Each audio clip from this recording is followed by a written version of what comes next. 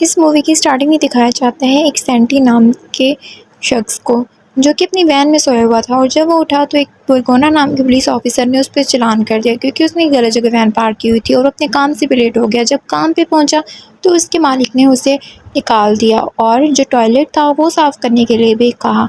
वो टॉयलेट साफ़ करके वापस अपने घर की तरफ जा रहा था कि रास्ते में उसकी वैन रुक गई और गैस स्टेशन पे वो जा रहा था पैदल। तभी वो अपने दोस्त पेट्रो से मिलता है।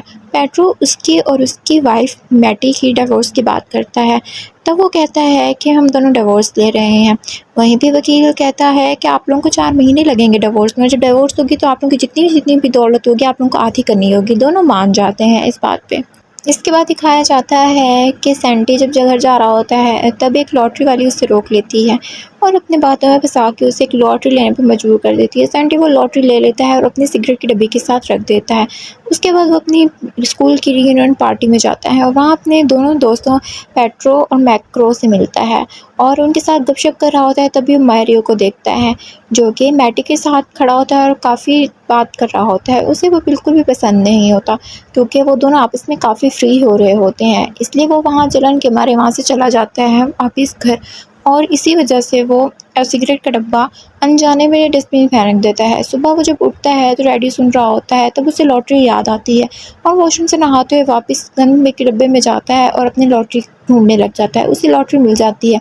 उसे देख के वो बहुत खुश होता है, क्योंकि वो अब मिलियनेयर बन गया है। इसके बाद वो अपने दोस्त को कॉल करता है, लेकिन उसके दोस्त उसकी कॉल उठाते नहीं हैं। फिर वो खुशी होकर मैरियो और मैटी को देखता है, जो कि आपस में काफ़ी क्लोज आए होते हैं। उसको बहुत ज़्यादा बुरा लगता है, तो वो वहाँ से चला जाता है। वो बैंक में जाता है और बैंक में जाके अपनी लॉटरी की कीमत लेने वाला होता है, लेकिन तभी उसे अजीब लगता है, वहाँ से चला जाता है। डेमियन जो कि उसको देख लेता है, वो उसके पीछे आता है, रोकता है, लेकिन सेंटी नहीं रुकता। तभी सेंटी को महसूस होता है कि डेमियन तो उसकी वैन में ही है।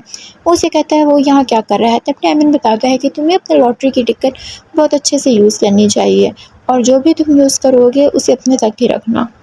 डेमिन कहता है कि तुम्हें अपनी वाइफ को इस बारे में नहीं बताना चाहिए, क्योंकि अगर तुमने इसे बताया तो तुम्हें अपनी जो दौलत होगी वो आधी आधी करनी पड़ेगी।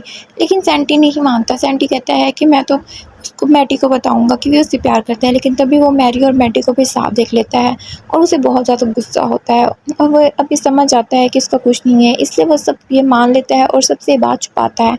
उसके बाद वो जाके मैरियो से मिलता है, क्योंकि मैरियो ने उसे काम के ऑफ़र दी होती है।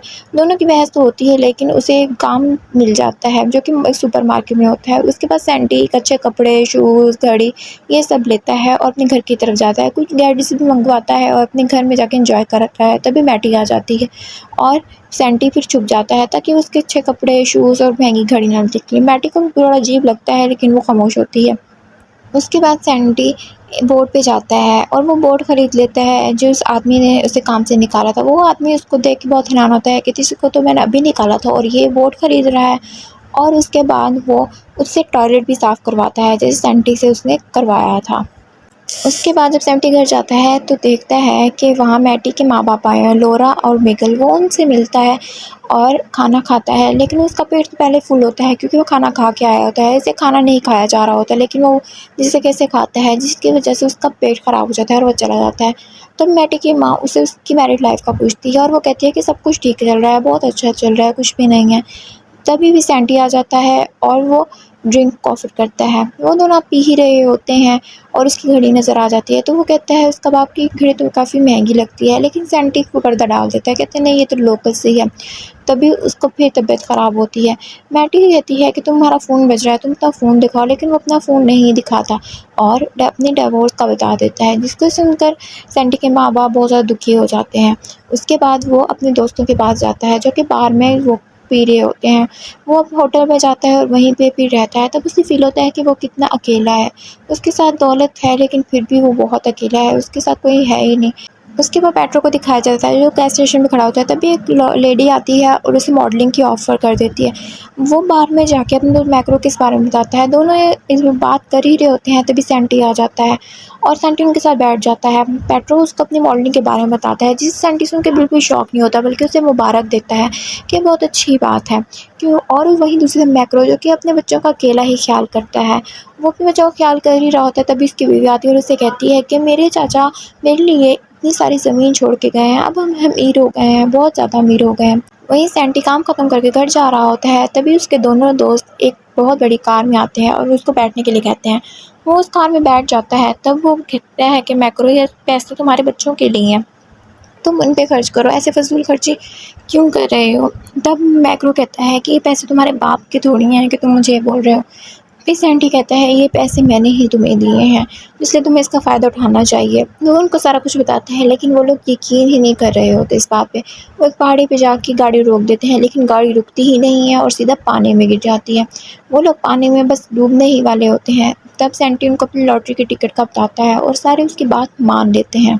उसके बाद मैटी को कॉल आती है कि सुपरमार्केट बेचा जा रहा है। वो वापस आती है और मैक्रो बताता है कि सुपरमार्केट बिक रही है, जो कि वो नाटक कर रहा होता है। वो खुद ही सुपरमार्केट को बेच रहा होता है और सब एम्प्लॉइज़ की नौकरी जा रही होती है और मैटी इसको बहुत ज़्यादा अफ़सोस में लेती है। तब सैंटी उसके पास आता है और घर लेके जाता है। वो घर की अच्छी तरह सफाई करता है।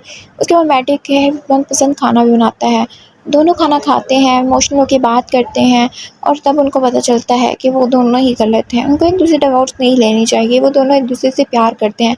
वो दोनों एक-दूसरे को सॉरी बोलते हैं और कहते हैं हम दोनों की गलती थी और बहुत क्लोज़ आ जाते हैं। इसके बाद दिखाया जाता है कि सैंटी, जो कि मैटी को अपनी लॉटरी के बारे में बता देता है, लेकिन मैटी तो इस बात पे यकीन ही नहीं कर रही होती और वहाँ से गुस्सा होके जा रही होती है। तभी सैंटी उसे अपने घर में लेके जाता है, जहाँ पे बहुत सारे गैजेट्स होते हैं। इसके बाद सैंटी, जो कि डेमियन को हमेशा के लिए बाय बाय कह देता है। वहीं मैटी अपनी दोस्त लॉरा से मिलने जाती है, उस लॉटरी की टिकट के बारे में बताती है और लॉरा कहती है कि तुम्हें मैटी को छोड़ देना चाहिए क्योंकि वो तुमसे प्यार ही नहीं करता।